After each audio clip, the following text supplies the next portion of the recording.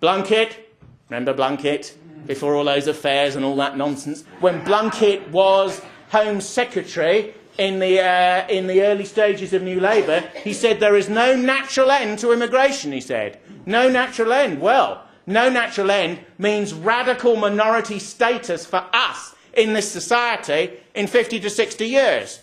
And the turnaround window is 20 years. The turnaround window is 20 years.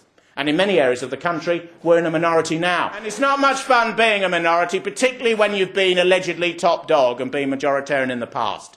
Because then you have to use political correctness and all of these games to protect yourself, because they're really insurance policies that you use as armour in relation to other infractions and other groups and people that put things on you. You want a bit for your culture, a bit for your music, a bit for your architecture, a bit for your ancestry, a bit for your flag, and you get a bit, you get a slice, you get a token. And you have to be pleased with that, because that's all you're going to get in a group-based society, as this has now become, because the old class fissures of the past have largely been replaced by ethnic, racial, communitarian and group-based tensions, the like of which will always be exacerbated when the economy goes down rather than up, and when tension between groups rises as a result of the fact they're all different, they're all chafing against each other, and they're all looking at a receding socio-economic pot. Our elite has gone global and doesn't really think in terms of this society's benefit anymore. Most Labour and Tory politicians, with the Liberals feeding ideas into them from the centre of the spectrum, think of themselves as citizens of the world.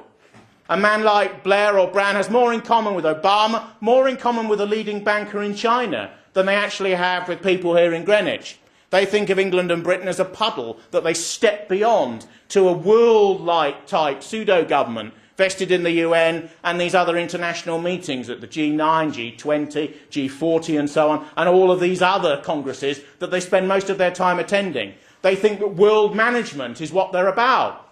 That's partly what these foreign wars are about.